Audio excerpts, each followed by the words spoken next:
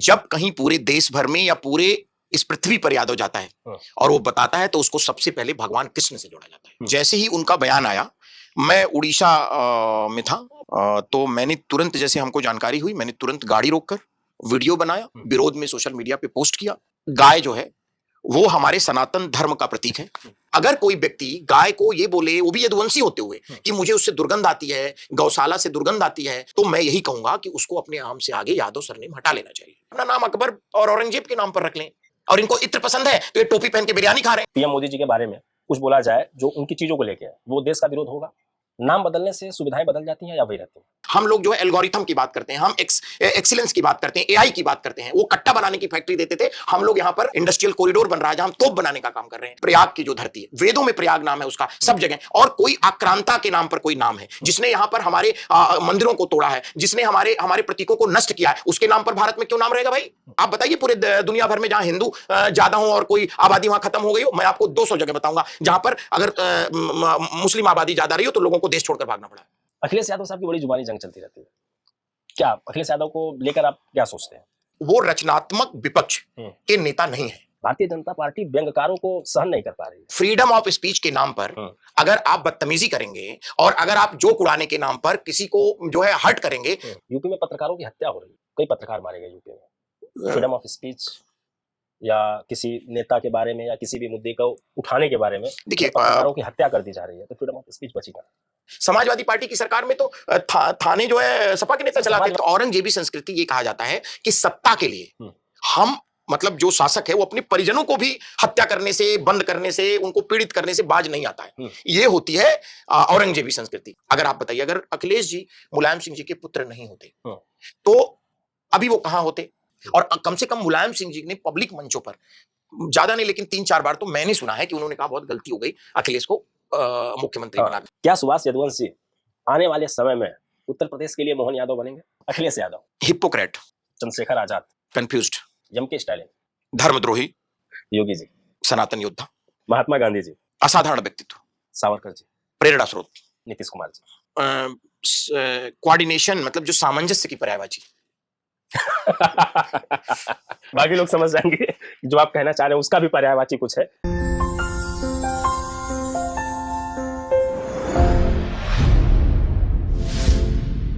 भारतीय राजनीति में राजनीति की दशा और दिशा तय करने का श्रेय उत्तर प्रदेश को जाता है। यह प्रदेश असंख्य लोगों की पहचान को गौरवान्वित करता है। असंख्य लोग यहाँ से राजनीति में अपना सिक्का जमा चुके हैं और इसी उत्तर प्रदेश के बस्ती जिले के रहने वाले हैं हमारे साथ सुभाष यदुवंशी जी आज जुड़े हुए हैं, जो भारतीय जनता पार्टी में विधायक हैं, एमएलसी हैं, भारतीय जनता पार्टी में प्रदेश महामंत्री भी हैं और इसके अलावा जो इनका पिछला कार्यकाल रहा है उसमें भी कई सुशोभित पदों पर ये आसीन हो चुके हैं। बड़े बढ़िया नेता कहे जाते हैं, लोगों की बात उठाने में माहिर हैं और आज हमारे मेहमान भी हैं। इन मुद्दों पे जो अभी वर्तमान परिप्रेक्ष्य में राजनीतिक मुद्दे हैं, सामाजिक मुद्दे हैं जो चल रहे हैं, इन मुद्दों पर बात करने की कोशिश करेंगे। सवाल थोड़े तीखे मीठे होंगे। बहुत बहुत स्वागत है सर आपका। पहला सवाल मैं यहीं से शुरू करता हूँ। आपका नाम है सुभाष यदुवंशी। हम देश के किसी भी कोने में चले जाएं, अगर लोग आपका नाम पूछा और आपने ये कह दिया कि मेरा नाम यादव है, तो वो आपको दो प्रमुख चेहरों से जोड़ते हैं। उत्तर प्रदेश में मुलायम जी और उसके बाद अखिलेश जी, बिहार में लालू जी। आपको कभी मौका नहीं मिला कि आप बीजेपी के अलावा कहीं और जाएं, यादव नाम का उपयोग? पहली बात तो मैं देखिए, मैं आपकी बात को ये कहना चाहता हूं कि जब कहीं पूरे देश भर में या पूरे इस पृथ्वी पर यादव जाता है और वो बताता है तो उसको सबसे पहले भगवान कृष्ण से जोड़ा जाता है। वो हमारे पूर्वज हैं, हम उनके वंशज हैं और उनकी मुरली के जो तान है और उनके सुदर्शन जो चक्र है और गायों के प्रति जो उनका प्रेम है, संस्कृति के प्रति जो उनका प्रेम है, इन सब चीजों से यादवों को देखा जाता है और ऐसे देखा जाना चाहिए। ये धार्मिक सिर्फ नेताओं के कारण नहीं जाना जाता है। बाकी तो देखिए, सबका जो समाज जीवन के किसी भी क्षेत्र में जो व्यक्ति प्रभावशाली है या रहा है, निश्चित रूप से उससे भी थोड़ा बहुत आकलन किया जाता है। लेकिन हम लोगों के का जो समाज है उसका जो सर्वाधिक या आप कहिए संपूर्ण जो रिफ्लेक्शन है वो भगवान कृष्ण को लेकर। लेकिन ये तो एक धार्मिक नहीं, धार्मिक नहीं है, प्रकरण है जिसमें हाँ। धार्मिक इतिहास, हम धार्मिक इतिहास से उसको जोड़ सकते हैं। मैं वर्तमान की बात कर रहा था। वर्तमान में दो प्रमुख चेहरे भगवान कृष्ण जो है वो कालातीत है, वो बियॉन्ड द टाइम है, उनको आप भूत भविष्य और वर्तमान में नहीं जोड़ सकते। एक बयान मार्केट में आपका बहुत ज्यादा चल रहा है और लगभग पूरे देश में ये बयान चल रहा है, गाय, गोबर, गौशाला और दुर्गंध। अखिलेश जी का एक बयान था जिन्होंने कहा था कि गौशाला से दुर्गंध आती है, इत्र से खुशबू आती है। तो ये बयान भी हम आपको सुनाएंगे। हम लोगों ने भाईचारे की सुगंध दी है। ये जो भारतीय जनता पार्टी के लोग हैं, इनकी नफरत की दुर्गंध है। आप बताइए, दुर्गंध पसंद करते हैं इसीलिए गौशाला बना रहे हैं, हम सुगंध पसंद कर रहे थे इसलिए इत्र पार्क बना रहे थे। आपने इस पे पोस्टर लगवाए उत्तर प्रदेश में, क्या मकसद था इसके पीछे? सिर्फ पोस्टर ही नहीं लगवाए, जैसे ही उनका बयान आया, मैं उड़ीसा में था, भुवनेश्वर के आगे, तो मैंने तुरंत, जैसे हमको जानकारी हुई, मैंने तुरंत गाड़ी रोककर वीडियो बनाया, विरोध में सोशल मीडिया पे पोस्ट किया और लगातार तब से मेरा हृदय बहुत मर्माहत था कि गाय जो है वो हमारे सनातन धर्म का प्रतीक है।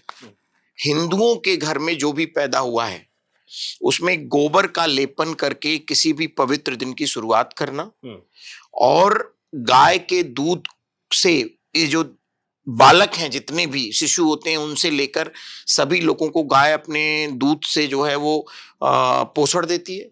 और गाय बहुत सारे परिवारों का, सिर्फ यदुवंशियों का ही नहीं, गुर्जर समाज हो गया, जाट समाज हो गया, कोई भी जो पशुपालक समाज है या खेतिहर समाज है, इनके जीविकोपार्जन का भी बड़ा साधन है गाय जी। ठीक है।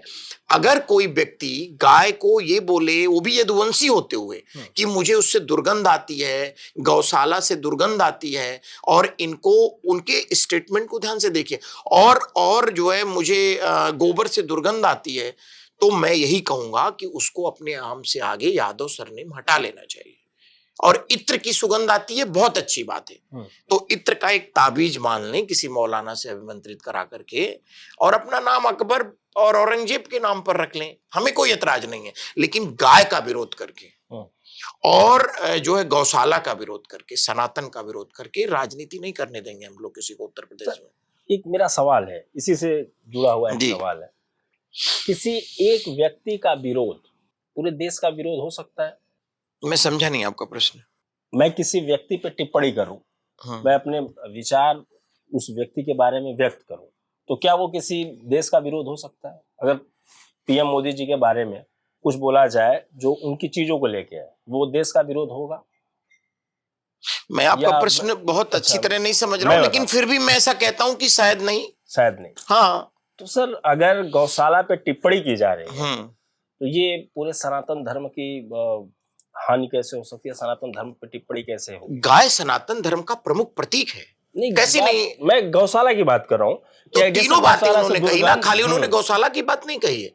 उन्होंने, आप देखो ना, उसमें उन्होंने कहा कि उनको दुर्गंध पसंद है, उनको दुर्गंध पसंद है, ये वर्ड ही उन्होंने यूज किया है, इसलिए वो गौशालाएं बना रहे हैं। तो गौशाला में कौन रहेगा? गाय ही तो रहती है ना।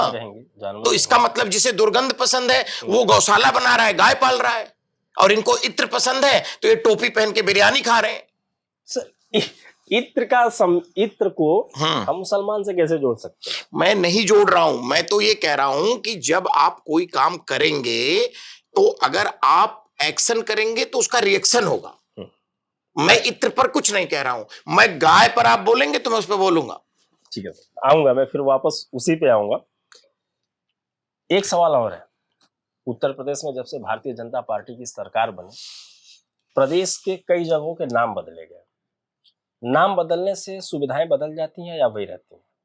क्या लगता है आपको? देखिए, पहले तो मैं आपको एक और बात कहना चाहता हूं कि उत्तर प्रदेश में भारतीय जनता पार्टी की जब से सरकार बनी है, इस पे भी मैं आपका जवाब दूंगा, लेकिन तब से बहुत कुछ और हुआ है। उत्तर प्रदेश में पहले गुंडई की पर्यायवाची होती थी समाजवादी पार्टी की सरकार, पहले अराजकता व्याप्त थी, पहले यहाँ पर जैसे कमीशन और परसेंटेज, इन सब शब्दों का बोलबाला था उत्तर प्रदेश में। उत्तर प्रदेश जो है वो अच्छी तरह से नहीं माना, बीमारू स्टेट माना जाता था। हमारी सरकार जब से आई भारतीय जनता पार्टी की, तब से यहाँ माफिया जो है वो जमींदोज हो गए या स्टेट छोड़ करके भाग गए, या फिर ऐसे टेंडरिंग का हमने, और सुन लीजिए इनक्यूबेटर शब्द हम लोग लेकर के आए। ठीक है, यहाँ पर हम लोगों ने स्टार्टअप शब्द की नौजवानों के दिमाग में डालना शुरू किया। हम लोग जो है एल्गोरिथम की बात करते हैं, हम एक्सीलेंस की बात करते हैं, एआई की बात करते हैं। वो कट्टा बनाने की फैक्ट्री देते थे हम लोग। यहाँ पर हमारे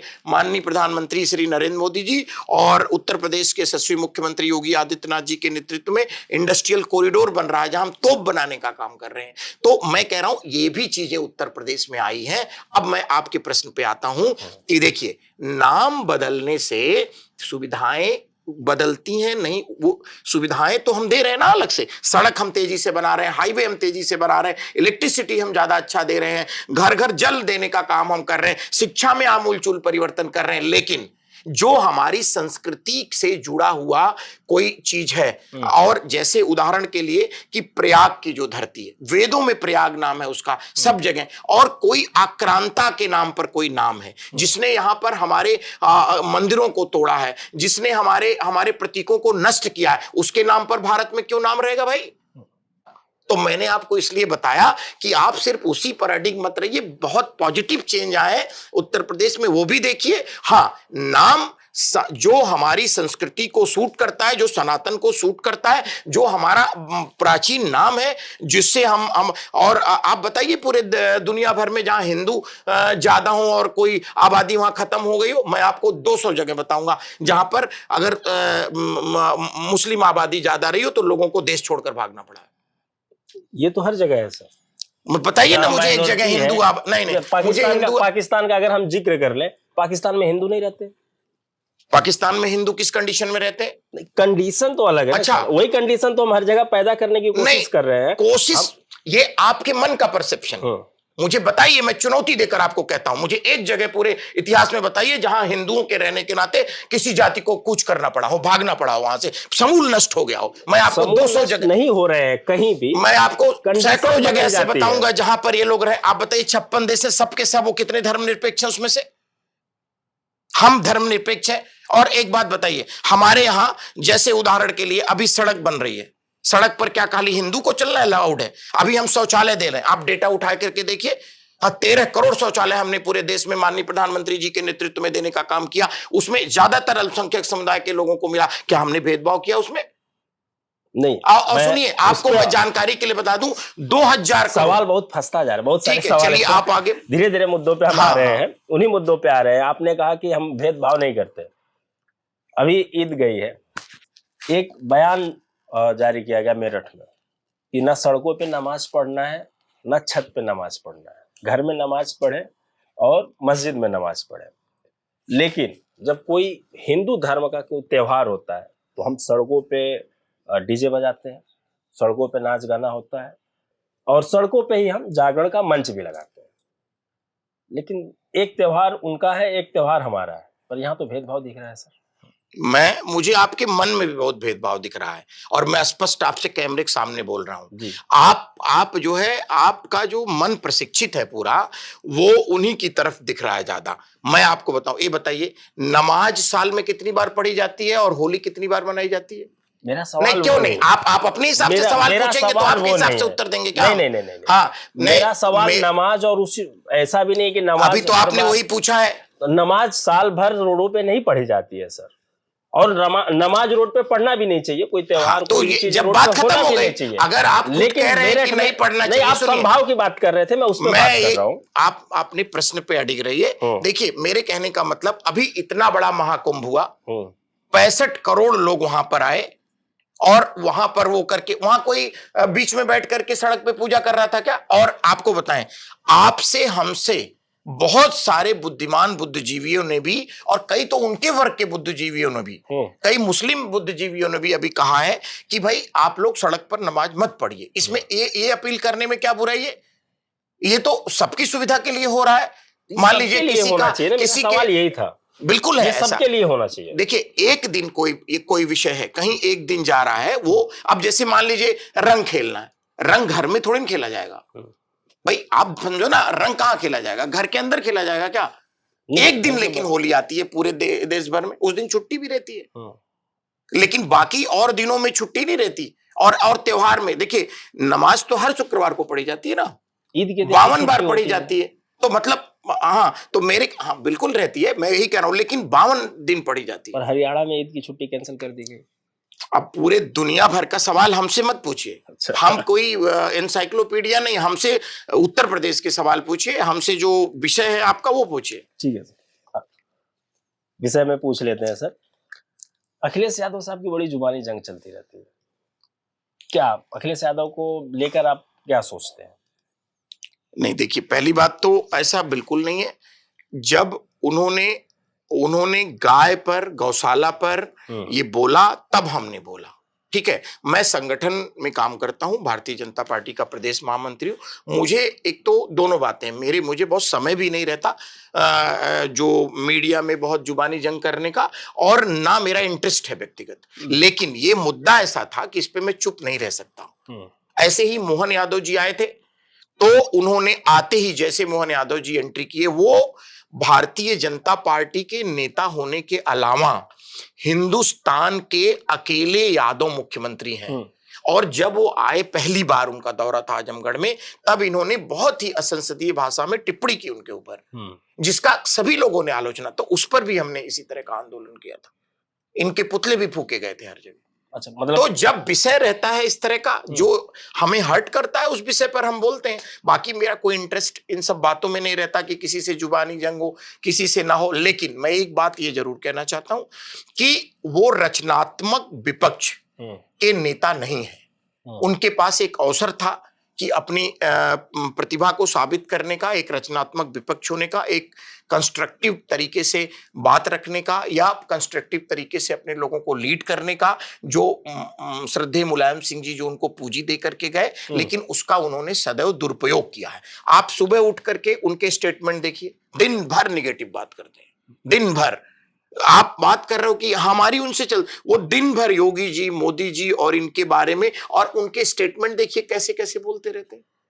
ऐसे लगता है कोई मतलब गंभीर नेता की इमेज वो अपनी नहीं कर पाए हैं। अब मैं ये तो नहीं कहूंगा कि उनके मित्र राहुल गांधी जी हैं, उनका असर आ रहा है उनके ऊपर। अच्छा, ये बहुत बढ़िया व्यंग आप लेके आए हैं। समाज में परसेप्शन है राहुल गांधी को लेकर, एक व्यंग का परसेप्शन है। भारतीय जनता पार्टी व्यंगकारों को सहन नहीं कर पा रही है। नहीं, ऐसा नहीं है, हम तो सहनशीलता के पर्यायवाची है। अभी तो 4 दिन पहले तोड़फोड़ हुई महाराष्ट्र में, कुणाल कामरा का नाम सुना है आपने? मैं आपसे बार बार ये बात बोल रहा हूं कि आप हमसे पूरे दुनिया भर का, उत्तर प्रदेश के बारे में सुनिए। फ्रीडम ऑफ स्पीच के नाम पर अगर आप बदतमीजी करेंगे, और अगर आप जोक उड़ाने के नाम पर किसी को जो है हर्ट करेंगे, तो आपको लोगों की भावनाओं का वो सहन। लेकिन फिर भी in spite of all this things, मैं अपील करना चाहूंगा सबसे कि सबको कानून के दायरे में रहकर के काम करना चाहिए, संविधान को मानना चाहिए। और भारत का संविधान भी बहुत ताकतवर है लोगों को सजा दिलाने के लिए और चीजों के लिए, और सरकार भी वहां पर भारतीय जनता पार्टी की बहुत सक्षम। यूपी की बात फिर कर लेता हूँ। यूपी में पत्रकारों की हत्या हो रही है, कई पत्रकार मारे गए यूपी में। फ्रीडम ऑफ स्पीच या किसी नेता के बारे में या किसी भी मुद्दे को उठाने के बारे में देखिए पत्रकारों की हत्या कर दी जा रही है, तो फ्रीडम ऑफ स्पीच बची कहाँ? आप बता रहे हैं, मुझे इस बात की जानकारी नहीं है कि उत्तर प्रदेश में फ्रीडम ऑफ स्पीच के नाते किसी की इस समय इस तरह, लेकिन 2 से 3 महीने के अंदर मैं आपको बताऊं, आपको शायद आपकी मेमोरी को मैं स्ट्रॉन्ग कराना चाहता हूं। यही बाराबंकी है, बाराबंकी। एक पत्रकार ने यहीं पर एक नेता के खिलाफ बोल दिया था, उसकी मां को थाने में, समाजवादी पार्टी की सरकार के समय थाने में जिंदा जला दिया गया था, जिंदा जला दिया। ये मैंने सदन में भी बोला था। और सुनिए, यहीं बगल में आपके सीतापुर है, सीतापुर में और समाजवादी पार्टी के मंत्री पर यह आरोप आया था, वहां पर बीच चौराहे पर एक पत्रकार को जला दिया गया था। ठीक है, देखिए पत्रकार मित्रों, भारतीय जनता पार्टी की सरकार में कानून व्यवस्था के मामले में इस समय पूरे देश भर में इस बात की तारीफ हो रही कि कैसे भारतीय जनता पार्टी की सरकार जब से आई है तब से, चाहे वो महिलाएं हों, चाहे वो किसी समाज जीवन किसी वर्ग का व्यक्ति हो, वो सुरक्षित है और पूरी तरह से कानून व्यवस्था का राज है। पहले गुंडों का राज होता था। भूल चूक तो पुलिस कहीं ना हो रही है ना कानून व्यवस्था में सर। नहीं, देखिए मेरे कहने का पुलिस मतलब, प्रशासन के बीच में किसी को गोली मार दी जा रही है, ये तो नहीं, मेरे कहने का मतलब अगर आप ऐसे एक एक चीज को जाएंगे देखने, मैं ये कह रहा हूं अगर कहीं किसी से भूल हो रही है तो सरकार या जो सिस्टम है वो तुरंत उस पर जो भी कानूनी कार्रवाई है विधि सम्मत वो कर रहा है। अब मेरे कहने का मतलब है फूल प्रूफ ईश्वरीय रचना तो किसी के पास नहीं है, लेकिन विषय बड़ा ये है कि घटना हो जाने के बाद तुरंत एक्शन हो रहा है कि नहीं हो रहा है। समाजवादी पार्टी की सरकार में तो थाने जो है सपा के नेता चलाते थे। समाजवादी पार्टी सरकार गड़बड़ थी तभी तो पूर्ण बहुमत से आपकी सरकार, तभी तो हम लोग अच्छी सरकार चला रहे हैं सर। फिर और लगातार मोदी जी के नेतृत्व में पूरे देश में जीत रहे हैं। अगर सवाल पूछा जाएगा सर या भारतीय जनता पार्टी से सवाल पूछा जाएगा तो समाजवादी पार्टी का उदाहरण के साथ अगर हम अपना तुलनात्मक जब तक कोई बात नहीं होती है। समाजवादी पार्टी में सुनिए, रूसो एक विद्वान थे, उन्होंने कहा था कि जब स्वर्ग की अनुभूति तब तक नहीं हो सकती है जब तक किसी को नरक ना पता। हमें पता था समाजवादी पार्टी में पत्रकारों की हत्या की गई। भारतीय जनता पार्टी को कानून जो है वहां उनके नेता इन्वॉल्व थे। मैं ये कहना चाहता हूं, देखिए हत्या दुखद है किसी की भी हो, ठीक है। मेरा ये कहना है कि अराजक तत्वों ने कहीं कोई गड़बड़ की, सरकार अगर तुरंत एक्शन ले रही है तो इसका मतलब कानून व्यवस्था वहां पर टाइट है। लेकिन खुद ही वो उनका नेता इन्वॉल्व है उसमें, खुद ही वो है। इन दोनों में बहुत अंतर है। बिल्कुल, मैं आपकी बात से सहमत हूँ कि पत्रकारों की सुरक्षा के लिए विशेष ध्यान दिया जाए, आप देना चाहिए। मुख्यमंत्री जी के सामने मैं बिल्कुल इस बात को रखूंगा और खुद मेरे पत्रकार मित्र हैं, मैं पढ़ा लिखा आदमी हूँ। अरे सर अगला सवाल है सर जी, एक संस्कृति मार्केट में बनी हुई है, औरंगजेबी संस्कृति और एक हमारी सनातन संस्कृति, क्या अंतर है दोनों में? दोनों में अंतर ये है, ये संस्कृति औरंगजेबी संस्कृति मैंने आपके मुंह से पहली बार इसका अच्छा सुना आपने। हम तो इसको लगातार बोलते हैं। जैसे आपने देखा होगा कि औरंगजेब ने अपने पिताजी को वर्षों तक कैद रखा था, ठीक है। तो औरंगजेबी संस्कृति ये कहा जाता है कि सत्ता के लिए हम मतलब जो शासक है वो अपने परिजनों को भी हत्या करने से, बंद करने से, उनको पीड़ित करने से बाज नहीं आता है। ये होती है औरंगजेबी संस्कृति। और सनातनी संस्कृति क्या होती है कि भगवान राम के मुंह से एक बार निकला, दशरथ जी के मुंह से एक बार निकला, वो भी कष्ट से। अगर रामचंद्र जी, भगवान राम जी एक बार बोल देते कि नहीं मुझे नहीं जाना है, तो क्या वो जबरदस्ती थोड़ी ना भेजते। लेकिन पिता की इच्छा को ही अपना आदेश मानकर और 14 साल के लिए वन पर चले गए। ये होती सनातनी संस्कृति। तो ये आपने देखा कि कैसे मुलायम सिंह यादव जी को हमारी सरकार ने पद्म विभूषण से सम्मानित किया। जब उनका देहांत हुआ तो हम सारे लोग, मैं भी मुश्किल से समझ लीजिए जितना देश के बड़े नेता थे, जितना टाइम लगा उतने में मतलब मैं भी पहुंचा वहां सैफई, उनको श्रद्धांजलि, मैं कभी जीवन में सैफई नहीं गया, पहली बार गया श्रद्धांजलि देने के लिए। हमारे माननीय प्रधानमंत्री जी, मुख्यमंत्री जी, हमारे प्रदेश अध्यक्ष जी, सारे लोग गए। लेकिन आप 3-4 साल 5 साल पुराने में जाइए, अखिलेश यादव जी, अगर आप बताइए अगर अखिलेश जी मुलायम सिंह जी के पुत्र नहीं होते तो अभी वो कहां होते, ये तो कोई भी सामान्य से सामान्य व्यक्ति कल्पना कर सकता है।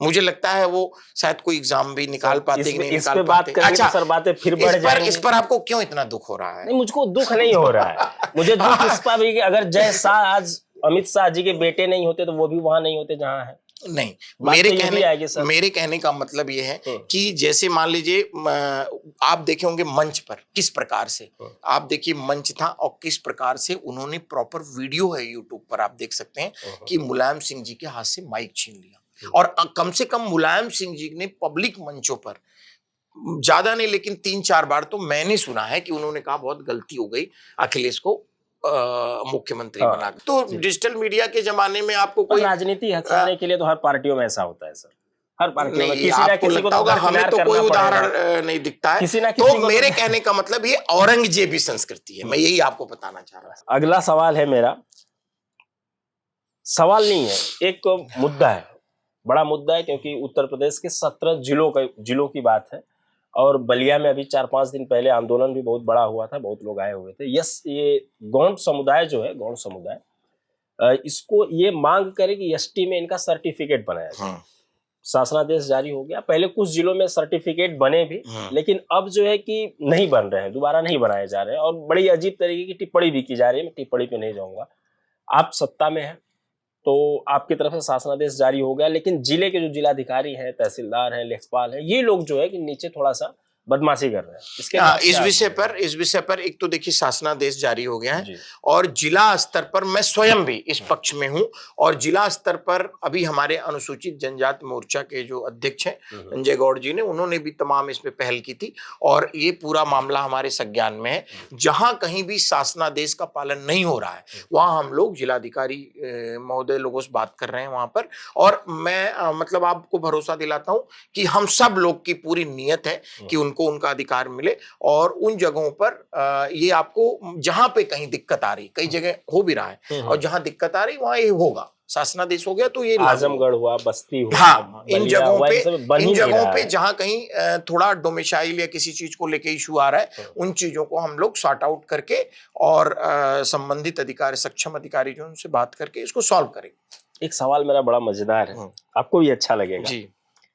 क्या सुभाष यदुवंश जी आने वाले समय में उत्तर प्रदेश के लिए मोहन यादव बनेंगे? नहीं बन सकते हैं? नहीं, बिल्कुल नहीं। आप मेरी बात समझिए। मेरे बारे में मैं आपको बता दूं, मेरे पिताजी दस्तखत नहीं कर पाते थे। मेरी माताजी जो है वो पढ़ी लिखी नहीं थी। मेरे चाचा जी ने मुझे पढ़ाया लिखाया, ठीक है। एक ऐसी जगह, उनका क्या सपना था कि मैं कोई एक छोटी सरकारी नौकरी पा जाऊं, तो वो बहुत प्रसन्न हो जाते इस बात में। आज भारतीय जनता पार्टी ने, मैं देश की सबसे बड़ी आईएएस की कोचिंग चलाता था, और अभी भी चलाता हूँ, लेकिन और भारतीय जनता पार्टी ने मुझे युवा मोर्चा का अध्यक्ष बनाया, प्रदेश अध्यक्ष बनाया, 2 बार प्रदेश का मंत्री बनाया, मतलब संगठन का। और आज भारतीय जनता पार्टी में मैं प्रदेश का महामंत्री हूँ, पश्चिम क्षेत्र का प्रभारी हूँ। इतना कुछ पार्टी ने मुझे दिया है, इतना कुछ दिया है कि मैं कार्यकर्ता के रूप में इस जर्नी को एंजॉय कर रहा हूँ। और मैं आपको एक और बात बता दूं, पूरे हृदय से कह रहा हूं, ईश्वर साक्षी है, मेरे पास इस पृथ्वी पर जो मेरी इच्छा है, जिस चीज से मेरा निर्माण हुआ है, मेरी इच्छाओं से, मेरे संकल्पों से, उसमें भाजपा का काम करते रहने से बेहतर काम मेरे पास पृथ्वी पर कोई नहीं है। इसलिए मैं कह रहा हूं कि इससे बेहतर कोई काम नहीं। क्योंकि देखिए, मैं बिजनेस जो करना था मैं कर लिया, ठीक है। पढ़ाई जितनी मुझे करनी थी मैं पढ़ाई कंप्लीट कर लिया, और मान लीजिए घूमना फिरना जितना वो हो ही जाता है बीच में।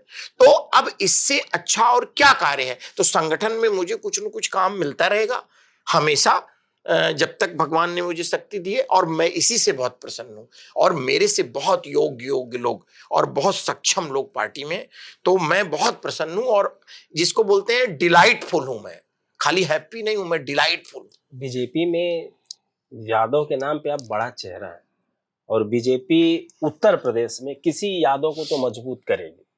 वोट बैंक की बात है, जातीयता की बात है, और बीजेपी की एक रणनीति बड़ी बढ़िया है कि वो अपने किसी भी कार्यकर्ता को जो मेहनती हो, ईमानदार हो, उसको ऊंचे पद पे बिना उसको बताए अचानक से घोषणा कर देगी कि आज आप ये हैं।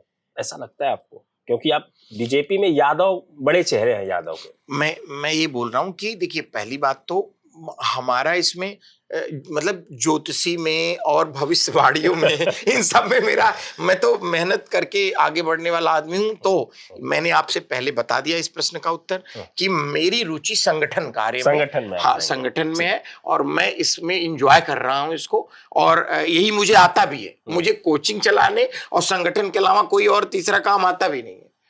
चलिए, कुछ नेता लोगों का मैं नाम लूंगा, बहुत कम शब्द में, या यूं कहे कि एक वाक्य में। अब हम कोशिश करेंगे, हमारी प्रैक्टिस नहीं है बहुत। अखिलेश यादव, हिप्पोक्रेट, मायावती,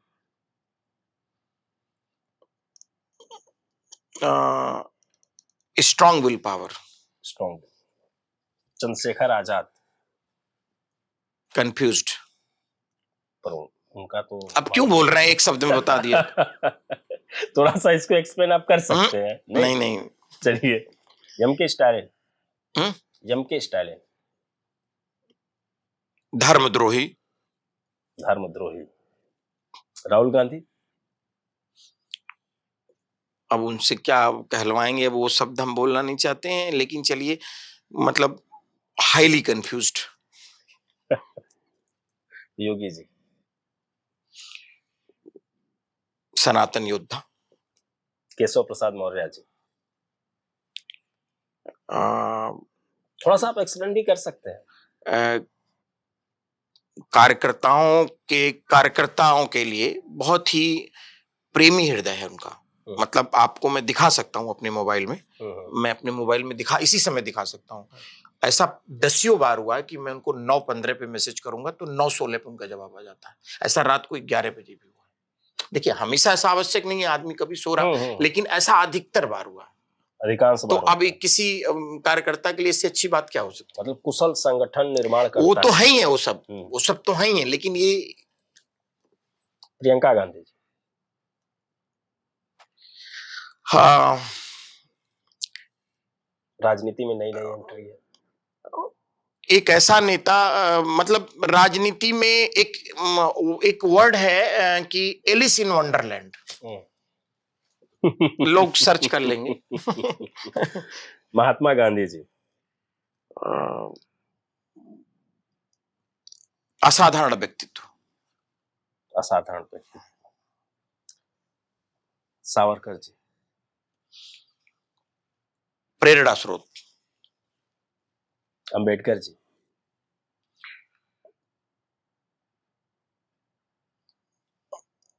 महान।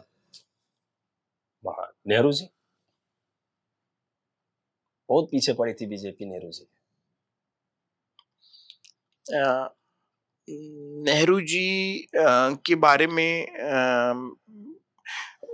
नेहरू जी मतलब he was a nice prime minister but not competent prime minister. बच के निकल रहे हैं आप। खैर, अगला सवाल है नीतीश कुमार जी।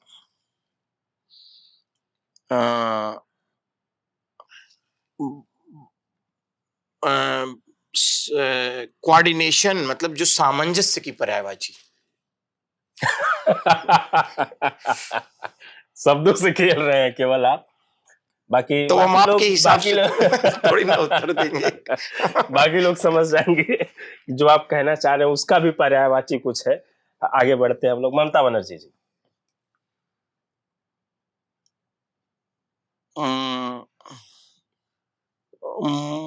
मुस्लिम तुष्टीकरण का बड़ा चेहरा। अब आपको मैंने बोल दिया कि एक ही वाक्य में जवाब देना, इसलिए आप अब रमेश बिधूड़ी साहब। बिधूड़ी जी,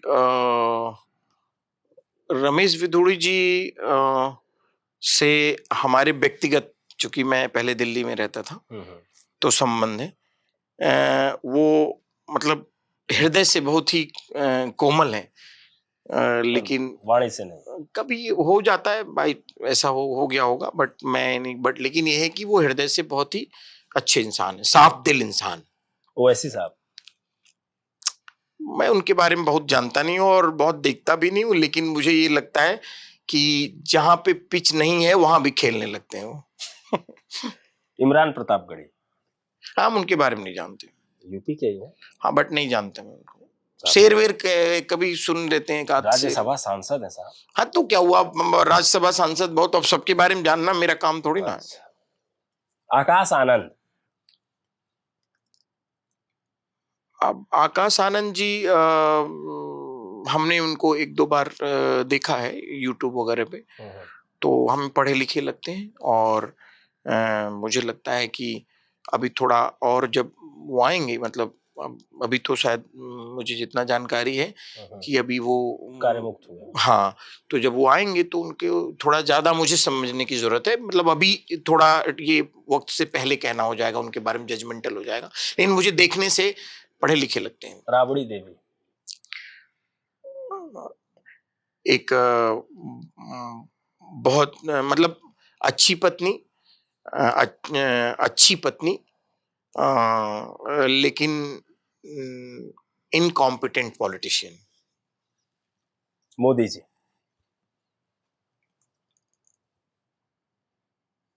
आपको हो सकता है ये अतिशयोक्ति लगे, लेकिन मैं इस पर जो मैं बोलने जा रहा हूं, मुझे मालूम है आपको लगेगा, इसलिए पहले ही बोल अरे दे रहा नहीं हूं। नहीं आप बोल सकते हैं। मानवता के इतिहास में, in the history of humanity,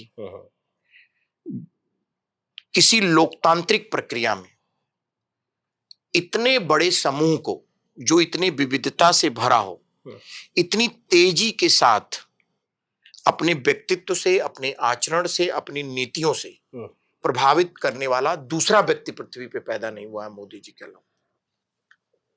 आखिरी सवाल, उत्तर प्रदेश में जो युवा है, एक बड़ा आंदोलन चल रहा है, एक बड़ा नारा चल रहा है बेरोजगारी का, क्या टिप्पणी होगी इस पे आपकी? बेरोजगारी की दर सुनिए, समाजवादी पार्टी के समय में वो 13% थी, वो घट करके 5% से भी नीचे आ गई। और सुन लीजिए हमारी बात पूरी, लेट मी फिनिश।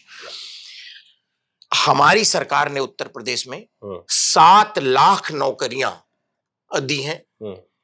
आप देखिए, पुलिस की भर्ती चाहे उठा लीजिए, तमाम ऐसी भर्तियां उठा लीजिए, और निष्पक्ष भर्ती करने। सुनिए, पहले आप जब भी उत्तर प्रदेश में भर्ती हुई थी, किसी की सरकार रही हो, केवल सपा की नहीं, पहले, इसके पहले जो भी कांग्रेस की रही हो, बसपा की रही हो, तमाम भैया जी लोग आपको उत्तर प्रदेश में मिल जाते जो कहते आइए मैं आपको नौकरी दिलवा दूंगा। मैं चुनौती देके कहता हूं, आज किसी चट्टी चौराहे पे उत्तर प्रदेश में अगर कोई ये बोलता आपको दिख जाए कि मैं आपको सरकारी नौकरी दिला सकता हूं, आप मुझे बताइए, आप जो कहेंगे मैं मान जाऊंगा। सरकारी नौकरी आनी भी तो चाहिए सर, तभी तो लोग दिलाएंगे। अरे आपको पता, लोगों के पास अभी भर्ती हुई है इतनी, अभी पुलिस की भर्ती हुई है, पीछे इतनी लेखपाल की भर्ती हुई है, लगातार भर्तियां चल रही हैं। कौन सा ऐसा साल है, हो रहा है ना? कौन सा ऐसा साल है जिसमें, भाई आप एक बात बताइए, कौन सा ऐसा साल है जिसमें भर्ती, मैं आपको ये ऑथेंटिक डेटा बता रहा हूं। अभी मैं आपको ओडीओपी से जो रोजगार पैदा हुआ है, 1 डिस्ट्रिक्ट 1, वो उसकी बात नहीं कर रहा हूं। अभी मैं आपको इन्वेस्टर समिट के बाद जो नौकरियां आई हैं उनकी बात नहीं कर रहा हूं। मैं ये सरकारी नौकरियों की बात कर रहा हूं कि हमारी उत्तर प्रदेश की सरकार ने, योगी आदित्यनाथ जी की सरकार ने 7 लाख नौकरियों को गवर्नमेंट में दिया है, और सब ट्रांसपेरेंट दिया है। पहले सारी एजेंसियों में क्षेत्रवाद का आरोप, तमाम तरह के आरोप लगते थे, लेकिन ये इन सब चीजों को शुद्ध करते हुए, और जहां कहीं कमी आई तुरंत पेपर कैंसिल करके फिर से पेपर कराने का काम, ये साहस होना चाहिए। ये तो बहुत अच्छी बात है कि जहां कमी आई वहां पेपर कैंसिल करवा दिएगा, फिर से पेपर हुआ। तो क्या करें भाई, का बड़ा नुकसान हुआ सर। नहीं वो बात ठीक है, बट देखिए क्या है, और ये कई सारे पेपरों में हुआ ना, कई परीक्षाओं में ऐसी चीजें हुई। मैं क्या कहना चाहता हूं कि जैसे लंबे समय से परीक्षा, पहले समाजवादी पार्टी में क्या होता था, पहले सुनिए, पहले जाएंगे लोअर कोर्ट, फिर उसके बाद हाई कोर्ट, फिर सुप्रीम कोर्ट, फिर मतलब ऐसे पचड़ा फंसा रहता था। ये तमाम तरह के भ्रष्टाचार के आरोप से आयोग घिरे रहते थे, रोज आंदोलन होता था। तो इन सब चीजों को ठीक करने में समय लगता है। फूल प्रूफ सिस्टम दुनिया में कुछ भी नहीं है, मानव का बनाया हुआ सिस्टम, कभी अब कोई घटना ही नहीं होगी, कुछ होगा ही नहीं। बट मैंने आपको फिर, मैं पुनः इस बात को और आपके दर्शकों से भी मैं कहना चाहता हूं कि इस विषय पे जरूर सोचें। देखिए, घटना को हम नहीं रोक सकते। जैसे हम नीचे जा रहे हैं आपके साथ, किसी आदमी के मन में अचानक से अपराध आ जाए और वो अचानक से कुछ कर दे, तो हम आप कुछ नहीं कर सकते, ना प्रेडिक्ट कर सकते हैं, लेकिन उस पर एक्शन क्या लिया स्टेट ने, उस पर शासन ने, या जो लोग भी उसके लिए सक्षम अधिकारी हैं, उन्होंने एक्शन क्या लिया, तो इससे नियत पता चलती है सरकार की।